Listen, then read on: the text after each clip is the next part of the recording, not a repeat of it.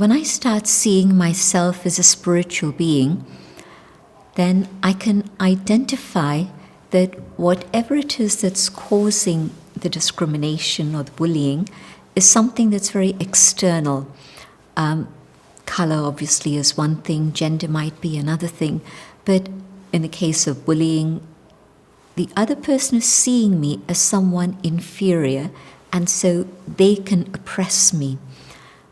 And the change that happens within the self is that I change my perception of myself. I'm no longer fragile, I'm no longer weak, I'm no longer an employee, but I am an individual filled with all virtues and all treasures, and I come back to that understanding of who I truly am as that inner being. And so the shift is one that happens in my perception of myself, how I see myself now. And once I see myself differently and closer to what I would say is the reality, people think that the physical reality is the only reality that exists. And yet, of course, my experience and my understanding tells me that the physical is only the vehicle through which I'm operating. The being that I am is something else. Coming back to the awareness of that inner being, my vision of myself changes. And so my awareness has shifted, and now there's an inner power, an inner authority that another cannot challenge. We've had many external changes happening continually, whether it's teachers policing the playgrounds to try and stop bullying. Bullying hasn't stopped yet. Same thing with immigration laws. You bring in this law, you bring in that law, and you bring in the other law, and things still continue. Because these things are not external factors. These things are very deep internal responses of human nature.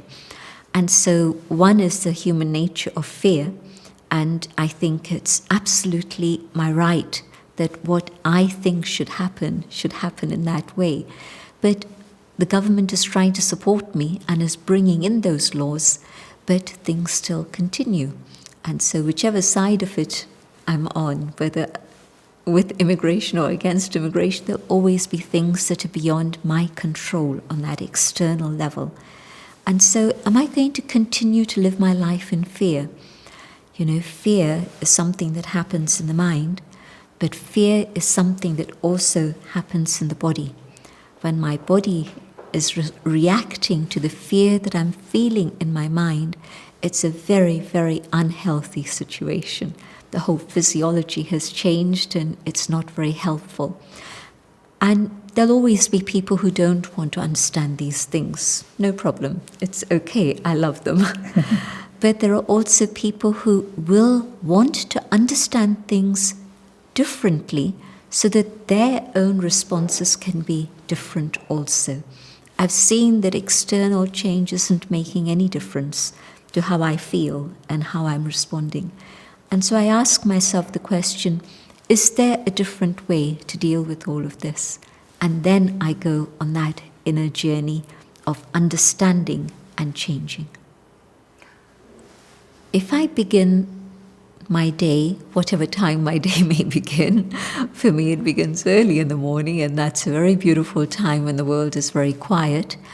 But before I begin my day, if I could spend a few minutes, whatever is comfortable for me, whether it's 3 minutes, 10 minutes, whatever, and in those special moments which are for me, sacred moments, what I'm doing is reminding myself of essential spiritual truths, that I am not the physical body, I'm not my designation, I'm not the color of my skin, I'm not all of these labels that people have attached to me. I am a being of light. I am a being of love, of truth, of joy. And as I remind myself of this reality and truth, I begin to feel that way. I begin to experience the reality of that.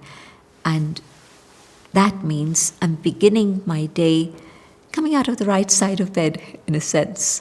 And once I've started that journey, it can only continue, because I can come back to that feeling of the start of the day again and again.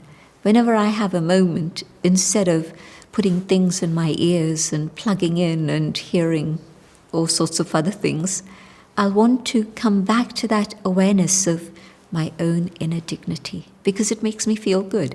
It's good for me and it makes me feel good, and it's definitely going to bring about change. I see people very, very anxious. I see young people, children, also worried and anxious today. Again, I don't think I'd ever heard of an educational psychologist when I was at school.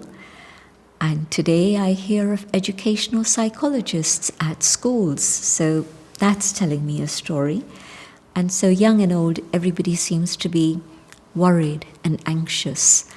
And again, I see that it's not an external problem.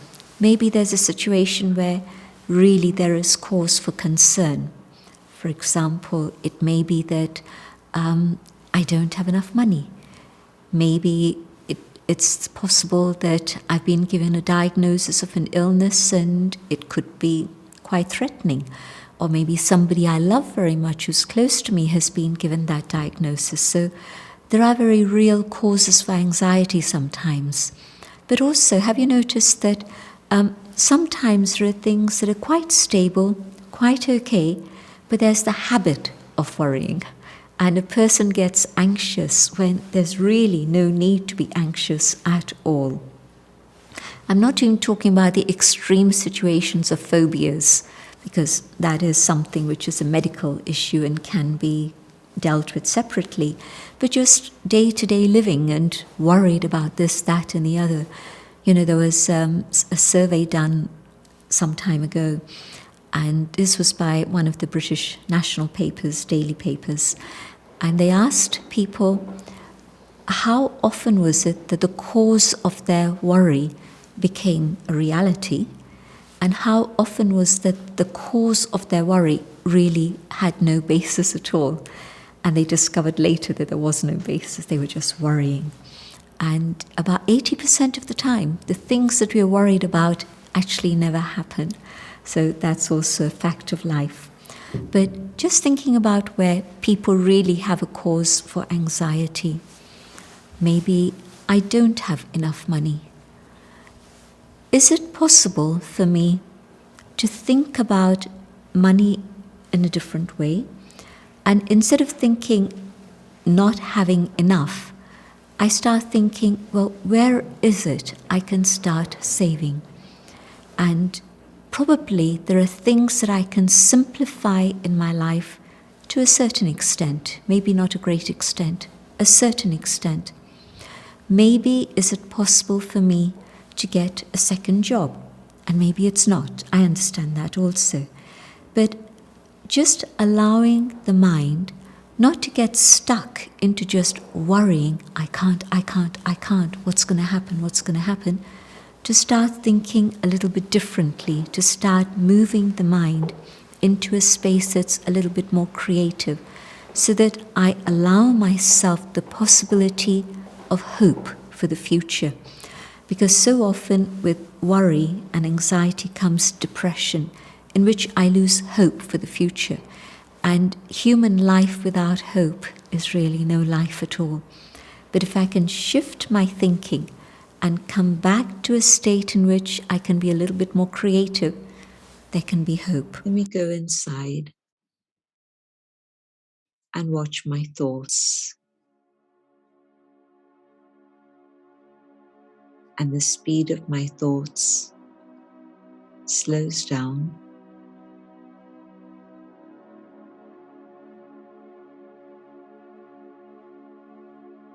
And I pick up on one thought,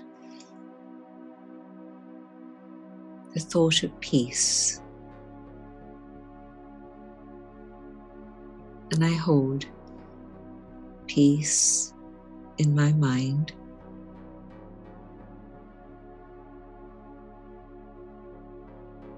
And as I feel peace within my being, I realize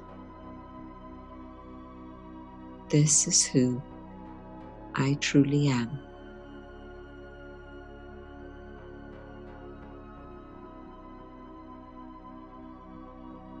And in this awareness of peace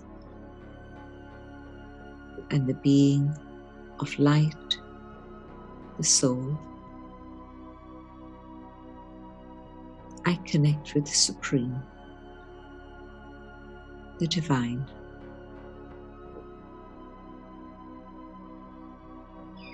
And from the Supreme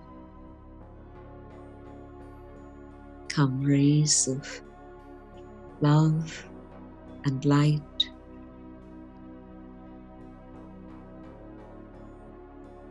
and these not only reach me, but they reach out into the world, and others also benefit from these rays.